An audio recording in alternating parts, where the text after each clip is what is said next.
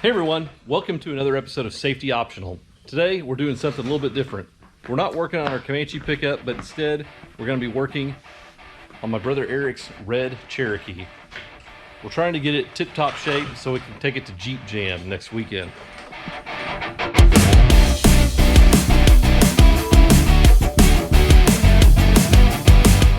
One of the things we're trying to do is put the front end back together with new jack this up. Front control arm drop brackets here. You got it all pulled apart, but they're not installed, so we need to get those installed and put back together. So what we're trying to do is, where'd you get these from? What? The drop brackets, yeah. They are Rocky Road Outfitters is where I got them from, I think. I guess that's the brand.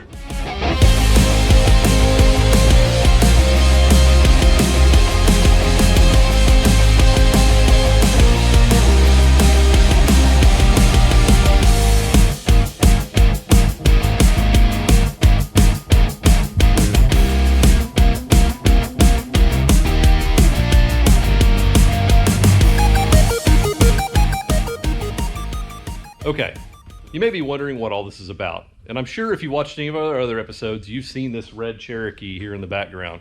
So here's the story. Ever since I was a kid and my brother Eric was a kid, we've had Jeep Cherokees, and this thing he drove since he was 16. And so we decided to get it fixed up to take it to Jeep Jam next week. Mr. Matt. In fact, I'll flash up some pictures right here of the three of us wheeling our Cherokees way back in the day. But anyway, Eric decided that he was going to soup his up and to get it ready to do some more extreme wheeling. And so instead of the 3-inch lift kit it had on it, he wanted to boost it up to 4.5. And he went ahead and opted for the front control arm drop brackets. And what that does for you is lets you have better front end geometry and better droop and suspension articulation while using stock length control arms. So we've been here fighting these for a little while, but we're getting it. Yeah, not bad. Let me show you some of the other features of this Jeep. All right, so this is Eric's Jeep. It's a 91 with a 4-liter straight 6. He's got a Warn winch on it. No way. He's got vented or the little dimpled rotors on the front, which are pretty nice. Gear to 410, right? 410 gears? Yes. With a front electric locker that he's got to hook up there. Yeah, it's an Eden E-locker. Then the back, which I'm envious of, except for how long it took to put together. It's got a Ford 8.8 with an E-locker in it. Disc brakes. Looking sharp. Yeah, so there's my Jeep in the front, Matt's Jeep in the middle, and Eric's Jeep at the back. That's awesome. And of the three, only I don't have mine still. They both still have theirs. But yeah, from back in the day. Okay, I've got those pictures, but go ahead and send them to me again. Just make sure I've got them. Evan, how you would want. So one of the challenges we face here, even with the lower control arm busted loose, this giant spring has to go in there and it won't even fit. It would be under tension right now. So we're gonna have to really lower this front axle down and maybe even raise the Jeep up a little bit more to get this spring into place. So what we're gonna do now is take the track bar off, because that's limiting how far we can let it droop right now. Eric's got a new track bar, so Matt's gonna take that off.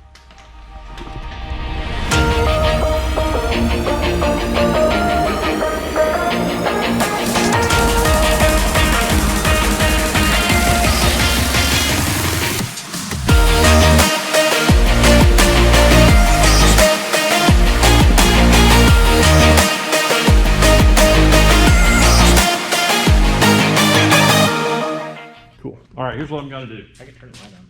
Because, yeah, go ahead and turn the lights on, but because this bushing has a metal sleeve in it, and the sleeve won't fit in the little adjuster for steering alignment in that pocket, so I'm gonna sand it down and make it a little bit thinner so it slips up in there.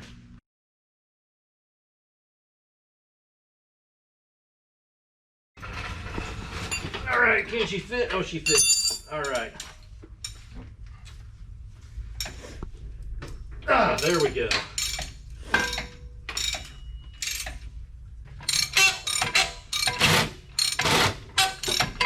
Ow! There's your phone. The wrench slipped and I busted my knuckles.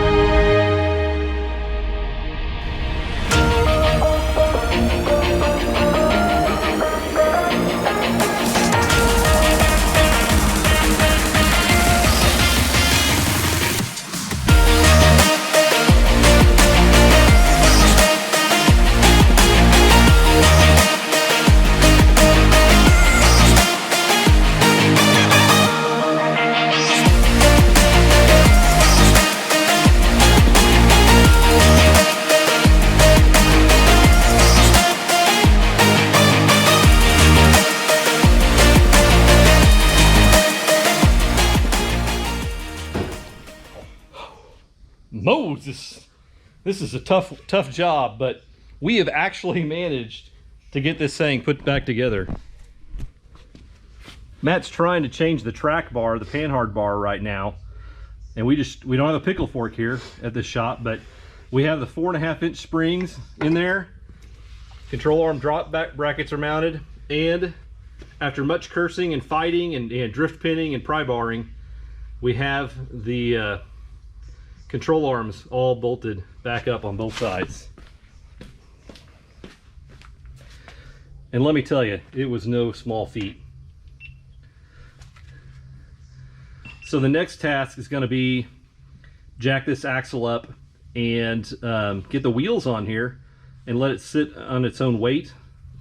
Then we can go back around and tighten all the bolts up and hopefully figure out how to get this panhard bar off and replaced, because he got a new Rusty's heavy duty track bar there. So we'll get that thing put on here before we call it a day. Eric had to leave because he was having company over to his house and had to go cook burgers for him. So he left us here to work on his Jeep for him. That track bar was absolutely the greasiest, most disgusting piece under there. And getting it out was the worst. All right, Declan, pump that thing up, buddy. You gotta get down there and put some power on that thing.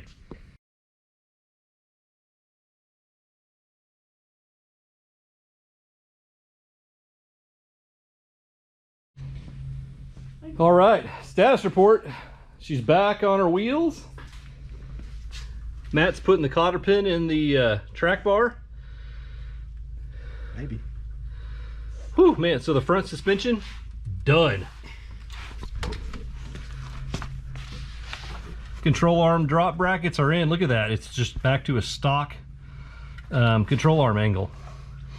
So this thing will ride a lot smoother and flex a bunch better off-road. I'm gonna have to get some of these for my Jeep if I keep it. This is my son, Declan, who was helping out today. Just checking out the V8 swap. And he is getting his channel off the ground called Big D Fighter 4.